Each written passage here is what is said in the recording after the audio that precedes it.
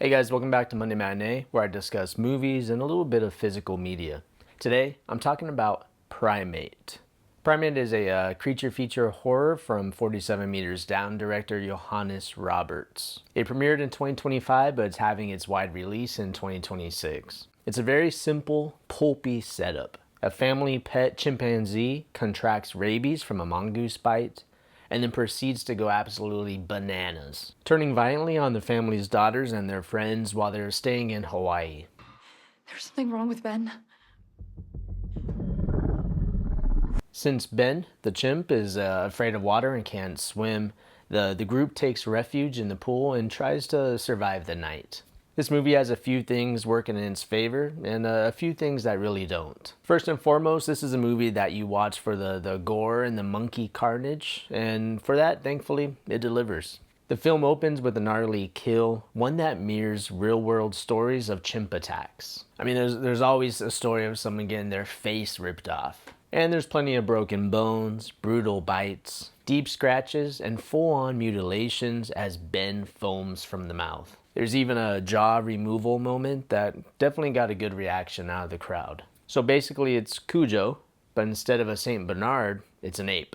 But one thing this movie does really well is the practical effects. The movie clearly knows why you're here, and it doesn't monkey around when it comes to delivering the goods. The practical effects look great, they're really effective, and the kills are a lot of fun. And yes, that probably sounds a little messed up, but in the crowd, this movie plays exactly how it should.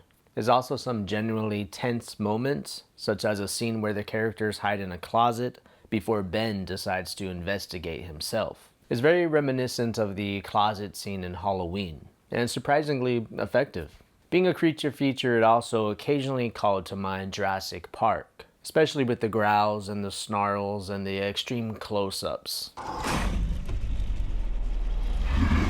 Very much like the raptors in the kitchen scene.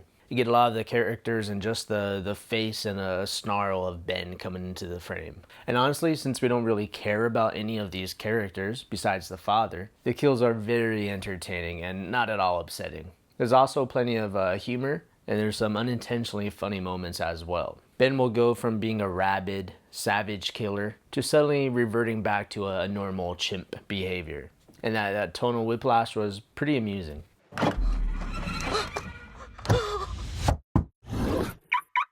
The standout performance here is definitely Troy Kotsur, the father, a deaf actor and Academy Award winner from the movie Coda. He's about the only character with any charisma and easily steals every scene that he's in. The family communicates with him using sign language, which Ben, the chimp, also understands. Ben even uses this symbol-to-speech device to let people know, very bluntly, that they're bad and about to die. It's absurd at times, but it works within the movie's tone and adds to the fun.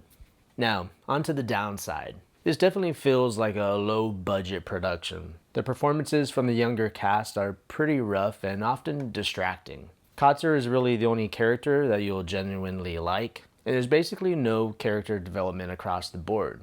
Even Ben himself, we only get a brief glimpse of him as a healthy, normal chimp before everything goes south. I think the movie could have been a little more emotionally investing if we spent a little more time with a sweet family chimp before the rabies took over. That might have created some fun, conflicting feelings. As it stands, I was still kind of rooting for the chimp the whole time, so maybe it's best we didn't get too attached. Visually though, Ben is a hit or miss, I think. Sometimes it's kind of hard to tell what you're looking at. At points he looks CGI, others like a person in a suit, but never quite a fully convincing chimp.